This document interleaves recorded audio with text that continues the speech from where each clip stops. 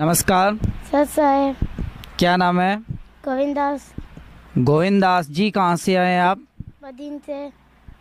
संत रामपाल जी महाराज से नाम दीक्षा लेने से पहले आप क्या भक्ति साधना करते थे? मेरे पापा ब्रह्मा विष्णु महेश की भक्ति करते थे, देवी देवताओं की भक्ति करते थे, व्रत भी रखते थे, हनुमान चालीसा भी पढ़ते थे। उनके साथ मैं भी करता था दी।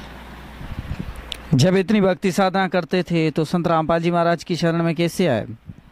सतगुरु रामपाल जी महाराज की शरण में मेरे को कोई लाभ नहीं मिलता था, ये भक्ति साधना करते थे और सतगुरु रामपाल जी महाराज की शरण में आए।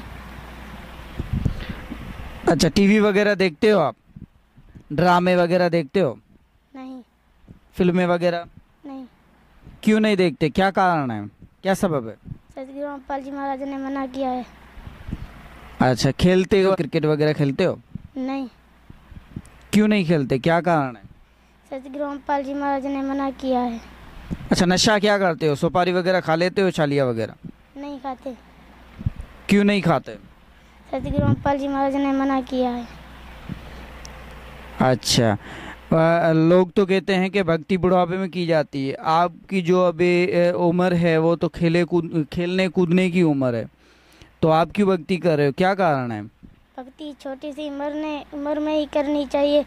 कब हमारी मृत्यु हो जाए, परमात्मा की देख के हमारा जन्म दुर्लभ है, मिले ना बारंबार, जीते तरवर से पत्ता टूट गिरे बहु न लगता डर।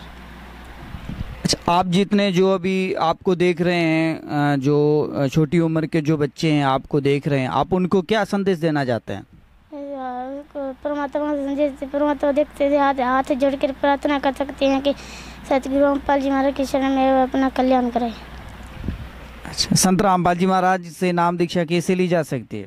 सतगुरु रामपाल जी महाराज से नाम दीक्षा टीवी पे साधना चैनल पे 7 बजे से 8 बजे से सत्संग चलता है। उसके नीचे पीली पट्टी चलती है, उस नंबर पे कांटेक्ट करके आप नाम दीक्षा ले सकते हैं। धन्यवाद। सत साहेब।